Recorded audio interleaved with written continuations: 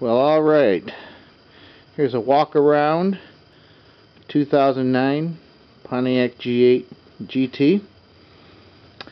As far as the finish, definitely tried to keep this car very clean the whole time I've had it. It's been garage kept, stored in the winters. Just give you a look at what it looks like in the garage here. The only reason I didn't pull it out into the sun is because my neighbor was out doing some work with his snowblower and it's windy out there. I'm not sure how the sound would come across.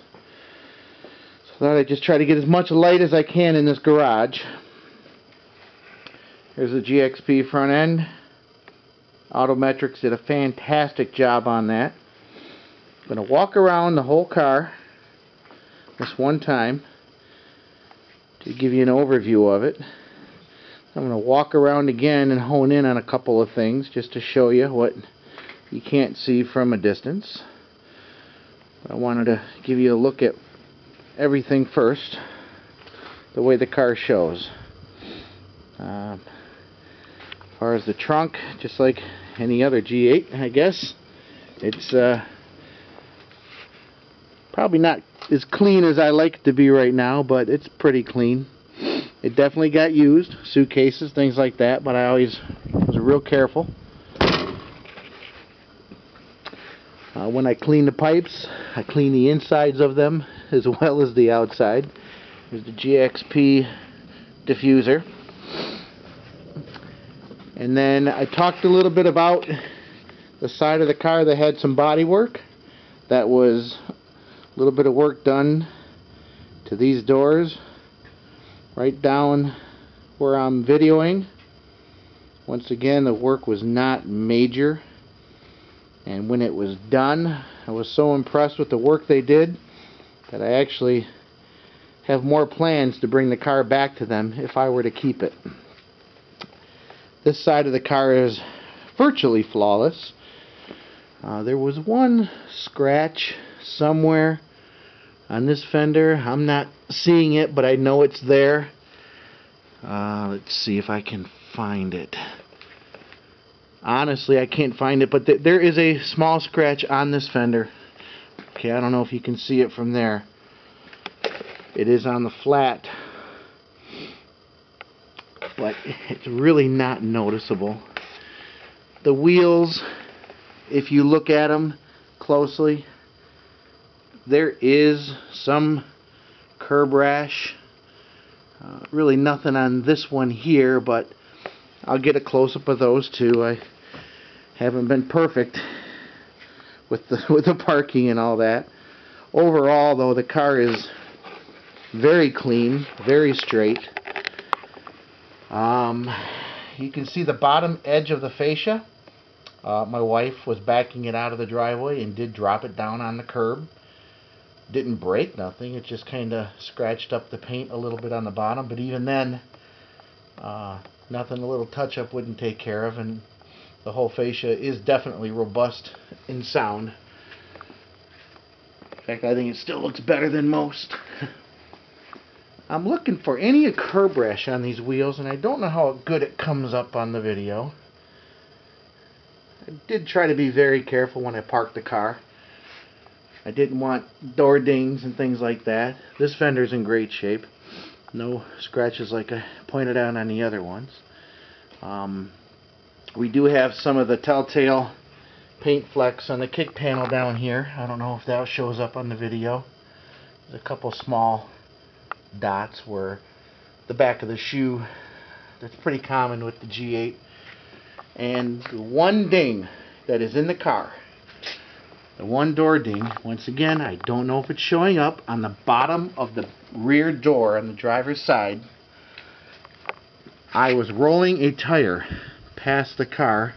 The tire got away from me and fell into the door. I don't know how good you can see that, but I've got a good ding man. He would charge me about $60 to fix that. The reason I haven't got it fixed yet is because I had some plans for the car that I was going to do all at once. And I'll show you up front what that entailed. After I bought the car, it didn't really occur to me, but after I bought it, I noticed that the driver's side bezel for the vent here, they didn't do a very good job covering that with paint. And there's a noticeable difference between the colors of these two bezels. It came like that from the factory. The hood's never been touched. No work.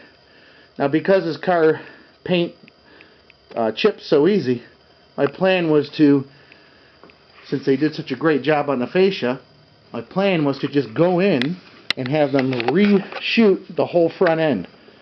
I was going to have them fix that little scratch on this fender. I was going to have them do the whole front end, and then, or at least the hood. And while it was in, I was going to have them fix that ding down at the bottom of that door. Once again, I don't even know if you can see that, but let's go ahead and open the doors. The interior, most people would call it clean. I guess it is pretty clean, but you know, obviously if you look through it with a fine-tooth comb, you would find telltale signs of 3 10-year-olds. I've got 10-year-old triplets, and we did use the car in the summertime. It was my daily driver, but I did not allow them to eat or drink anything in the car. Let's open the front door. Once again, a little bit dirty down there, but I did clean it up good before I put it away. There's really nothing to talk about on the interior as far as any real issues. I get a shot of that. Get a shot of that dashboard. I don't know if that's coming over, but you can see that 30,735 miles.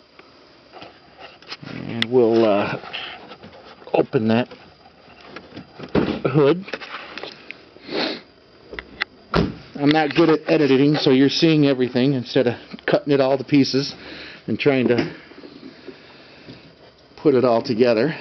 Just like any other G8, nothing to speak of under the hood. Everything is as it was the day it came from the factory. I changed nothing.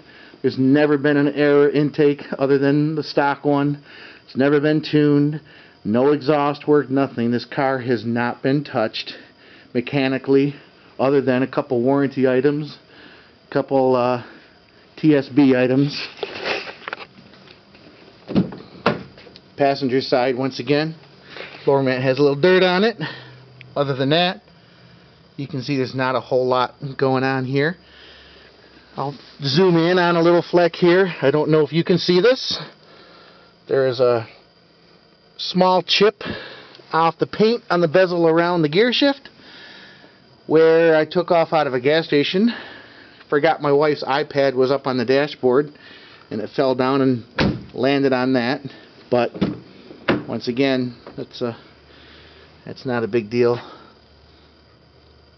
And I don't know what else there is to talk about. I'm going to go around the car one last time, because I do have some curb rash on some wheels, and I'm looking for it, and I'm not having a successful time finding it. Evidently it's not that bad. Okay, there's a bit of rash up there. I don't know if you can see that. The tires are pretty much shot. They don't have much life left in them. I certainly, if you're coming from a long distance, I wouldn't drive this thing very far in these tires, like going on a trip or something. Okay, there's some rash going on this rim, on the edge here. Once again, I don't know how that's showing up, but I'm finding that it's hard to find one of these wheels without rash on it. Let's go ahead and start it up. I want you to listen to it. The car has been sitting since Saturday night. I've had the lifters replaced because of the lifter tick, and it doesn't make a sound when I start it. And it's not starting. Don't know why. Okay, let me go in and start it with the key. I don't know the exact order of what this car wants to do to start with the remote, but Every now and then, if I got a hood open, or if I've already started it, or I've got a trunk open,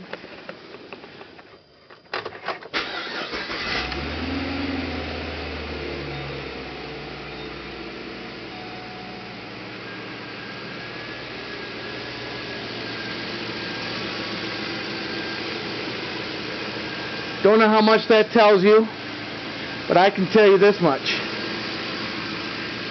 The lifter tick was not bad. I did not think they would do anything for me. I just wanted them to take a look at it while I had it in for other things. They agreed that it was a tick. They completely replaced all the lifters. So if you've got any more questions, 586-719-0528. I'd be happy to talk to you. The name is Nick.